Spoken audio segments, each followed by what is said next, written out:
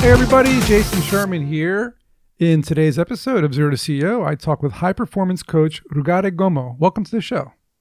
Hi, Jason. Grateful to be here. Nice, man. And today we're going to talk about making powerful life and business decisions. Ooh, Ooh, ooh. good topic, right? So before we get into it, tell me a little bit about your background. I was reading on your website. You've been through a lot. Give me like the bullet points on what your life has been like up until now. It is a lot, hence I wrote a whole book about it. But I am from Zimbabwe originally, and currently I live in Australia.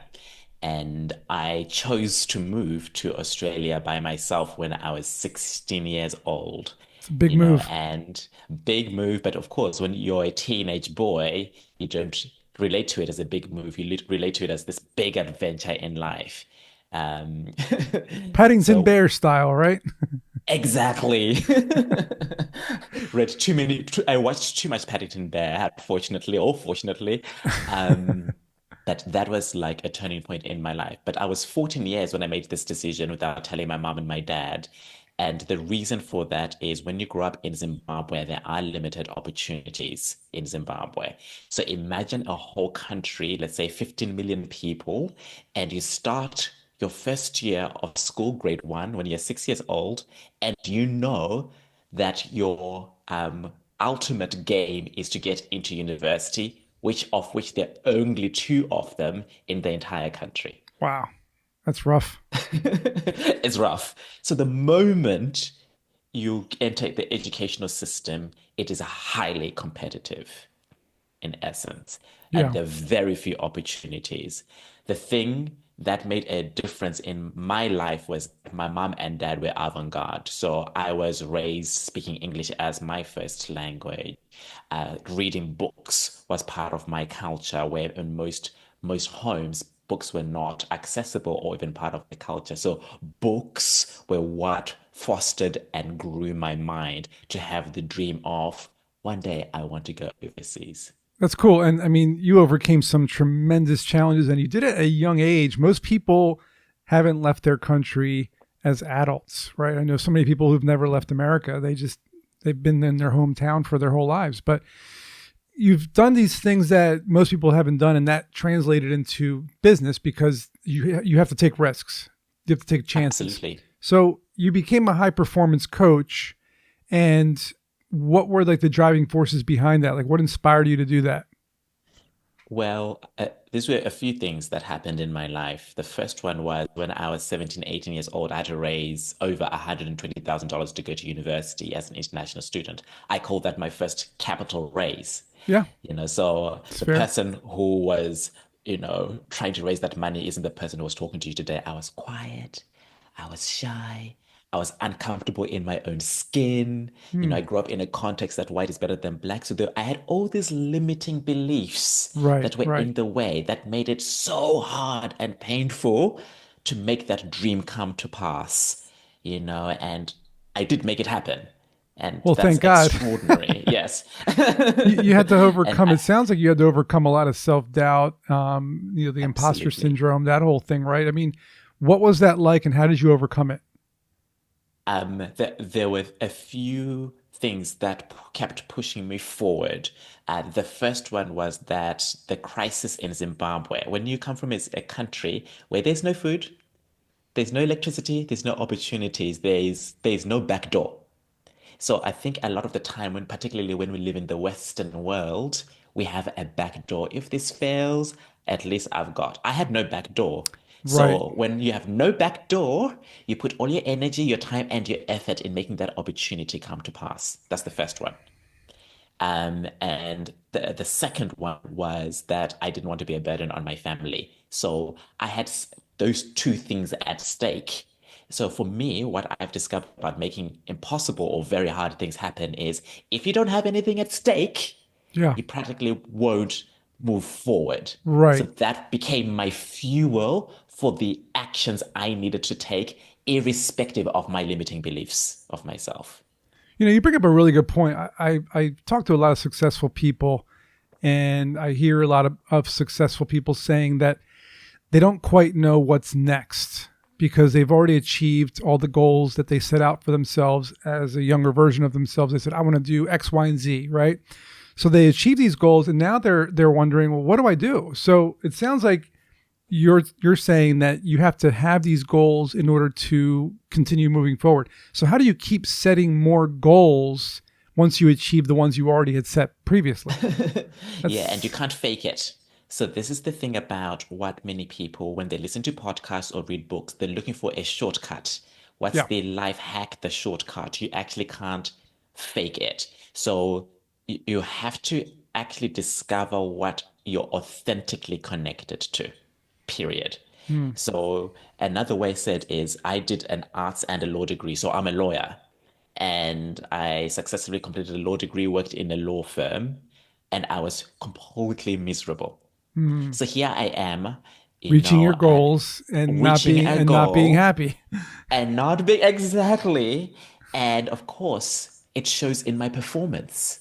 Right. So I was the least performing graduate lawyer in that entire Unbelievable. firm, you know? And I'm like, is this what I came for the Australian dream? And of course there was shame, there's embarrassment, there is finally I'm a lawyer and people are celebrating my success. And Family are you're celebrating my questioning success. yourself. You're wondering what's wrong with you. Like, I did what I Completely. set out to do and I'm not even happy. What's Yes. wrong with me, right? Absolutely. And so there's no shortcut because what's happening is your internal state, whatever is going on in your internal state will reflect in your external, period. 100%. You know. And so I had to be on a journey to discover who and what I really wanted to use my life for. And the reality of that is that ever since I was born as a child, I can actually look back from my childhood Hmm. to my present. And the one thing I've always had is empathy and compassion and helping people who have even harder situations than I am.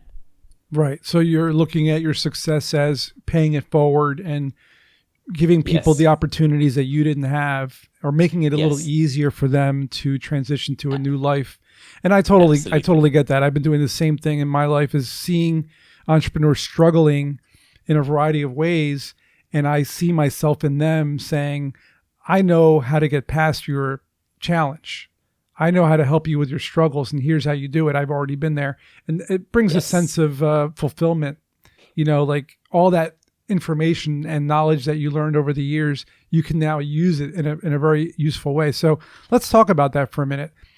What are some of the things that entrepreneurs can do to go to the next stage of their life? What are like the top three things? it's actually interesting. So for me, I no longer need to go to the next stage of my life because I'm grounded in who I say I am. And who I say I am is to inspire and empower all people to dream, forge their own path, and be the leader of their life. What if they don't know So, what they want? What if they're trying to well, figure that out? Because you've figured it out, yeah, but what if they yes. haven't? Well, that's the first thing they need to do. That's Right. to actually do. They need to figure that out So is there like because a strategy that you have, or some kind of like methodology that behind it to help them figure that out? absolutely. So if every person I work with, what I do is I we work on discovering what their vision and values and mission are.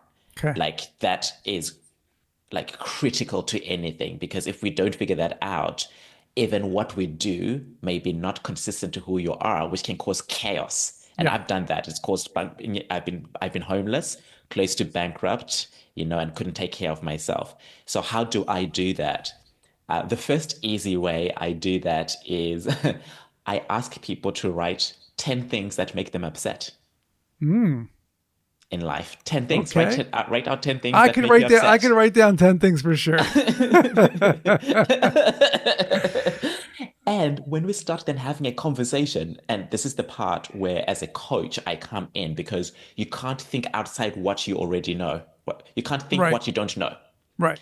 So when you look at the 10 things that make you upset, so for example, one of the things that makes me upset is, I'm a gay man, and in most African countries, and actually most countries in the world, I would either be imprisoned or killed. Like Right. whether like that's what happens.